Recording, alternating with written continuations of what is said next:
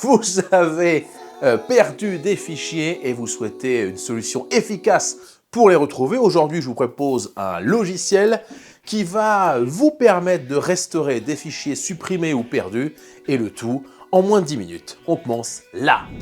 Hey, salut les noobs et bienvenue dans cette toute nouvelle vidéo. Cette semaine, on va donc vous parler de Disk Drill, la solution de récupération de fichiers. C'est une vidéo sponsorisée, mais Disk Drill ne m'oblige pas à dire quelque chose, me laisse totalement libre de mon choix, de mes choix techniques, de qu'est-ce que je veux restaurer, et ça c'est plutôt appréciable, je les remercie. De la même manière, ne sortez pas la carte bleue maintenant, puisque Disk Drill propose une version gratuite, je vais vous expliquer tout ça, bref, il n'y a pas forcément besoin de payer pour restaurer des fichiers, on va voir ça dans la vidéo. Avant de commencer, je vais vous parler de quelque chose justement très important à faire, avant même d'installer Disk Drill, ne foncez pas installer Disk Drill, écoutez bien ce que je vais vous dire. Alors c'est ultra simple, c'est archi important, mais je sens déjà plein de monde dans les commentaires qui vont dire « Oui, ça marche pas ton logiciel, nanani !»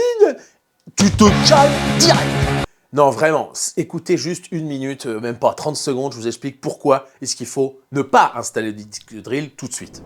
Que ce soit sur une clé USB, sur un disque externe ou sur un PC fixe, un portable ou sur un disque dur, un fichier c'est en gros deux éléments. Premièrement, le fichier en tant que tel. Une photo d'1 méga prend 1 mégaoctet sur le disque. Ok, jusqu'ici ça va.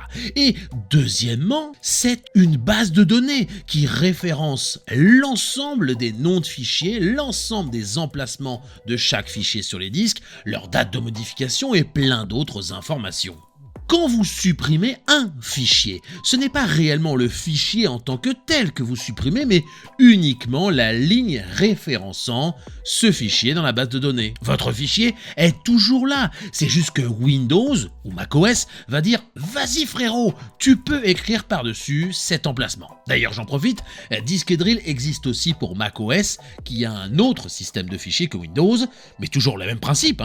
Sur Windows, on est souvent en FAT32 ou en NTFS, pour la base de données. Sur Mac, on est plutôt sur APFS. Disk Drill, comme les autres logiciels, vous permet de restaurer des données à cet endroit précis. Lui, il va lire le disque, peu importe s'il y a des infos ou pas, il va lire le disque et va retrouver ces fichiers qui sont effacés. Du coup, attention, si vous avez bien compris, plus vous allez réécrire d'informations sur les disques depuis le moment où vous avez effacé le fichier, moins vous aurez de chances de restaurer des fichiers. Voilà pourquoi c'est super important que vous me compreniez. Quand vous avez supprimé un fichier, vous devez arrêter tout ce que vous faisiez. Vraiment, vous devez... En fait, c'est maximiser vos chances, en fait. Si vous avez supprimé un fichier sur une clé USB, arrêtez d'ajouter des données sur cette clé USB. C'est bon pour vous ? Ok, ça marche, bon voilà. Pour l'installation, c'est plutôt simple et rapide. On fait suivant. Attention de ne pas installer Disk Drill sur le disque où vous avez perdu des fichiers, sinon, comme on vient de le voir, vous allez potentiellement repasser par-dessus ce que vous désiriez restaurer. Pour choisir l'emplacement d'installation, cliquez tout simplement sur Options. À la fin de l'installation, il a fallu que j'installe un petit programme de Microsoft qui s'appelle Microsoft.net version 6. Je vous mets le lien aussi en description de cette vidéo. Allez, désormais maintenant que c'est installé, je vous explique en 2 mots comment j'ai fait pour tester Disk Drill. J'ai créé un dossier, bien sûr, ne surtout pas effacer pour la blague, et j'ai stocké dessus un Word, avec le script de ce que je suis en train de vous dire là en ce moment, un Excel avec le nombre de vues que je fais par jour sur le mois dernier, 3 photos compromettantes, ça honnêtement ça va être le feu si vous les voyez. Bon, je vais perdre beaucoup en réputation, voilà. Et un PDF, la version PDF du script Word, voilà.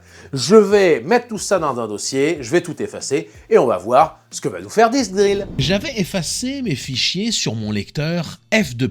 J'ai donc lancé le scan et vous pouvez repérer en haut le pourcentage d'avancement et le temps restant approximatif.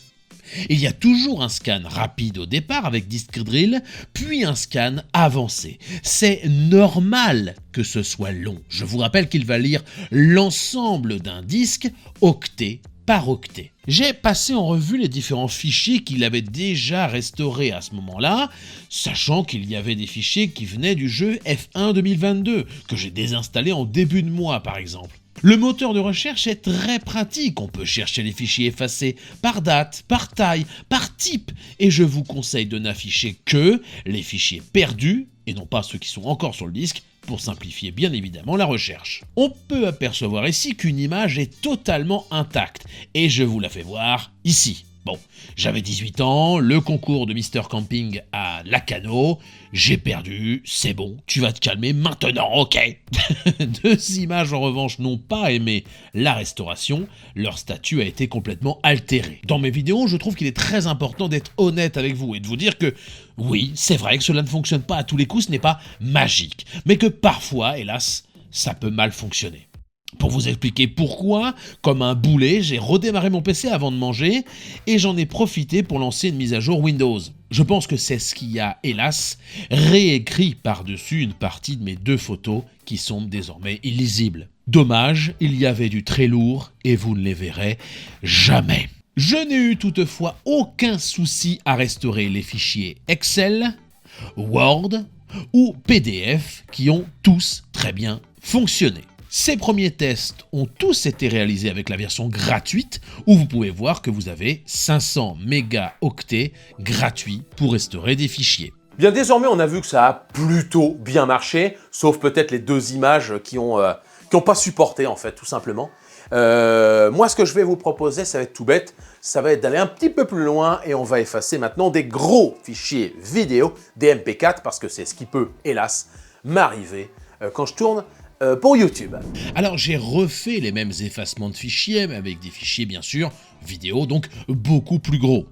Là, j'ai bien sûr aussi dû activer la version payante. Impossible, bien évidemment, de restaurer mes rushs de la semaine dernière de plusieurs gigaoctets chacun avec la version gratuite limitée à 500 mégaoctets. La restauration a été très longue, mais a fonctionné parfaitement. Là, sur mon disque E2.0, je n'ai pas redémarré, je n'ai pas du tout lancé Adobe Premiere pour ne surtout pas perturber la restauration de fichiers. Je ne voulais bien sûr pas réécrire sur tout ou partie de mes vidéos. Mes fichiers ont certes récupéré un nom chelou, mais ils ont fonctionné parfaitement. Au moment où je tournais, vous voyez que j'en avais récupéré que 3, qui avaient un nom un peu chelou, et puis au fur et à mesure du scan, il a pu en restaurer plus. Je suis désolé, j'ai pas filmé tout le scan parce que ça n'avait pas réellement d'intérêt, et je n'ai pas le moment réellement où ça s'est terminé, où on a le scan, etc.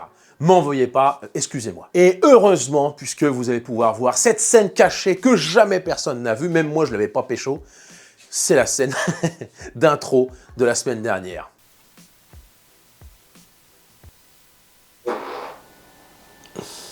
L'intelligence artificielle. Franchement, merci Disque Drill d'avoir restauré des fichiers pour que je puisse vous montrer ça. Je pense que le cinéma français aurait été très peiné de ne pas voir cette scène. Mon avis, en quelques mots désormais, sur Disque Drill, c'est assez simple. J'ai trouvé l'interface extrêmement claire. En français, ça c'est pas toujours le cas, donc ça mérite d'être dit. Et puis j'ai bien aimé aussi le fait qu'en direct presque, pendant le scan complet, on puisse déjà voir les résultats. Ça, c'est quand même plutôt sympathique.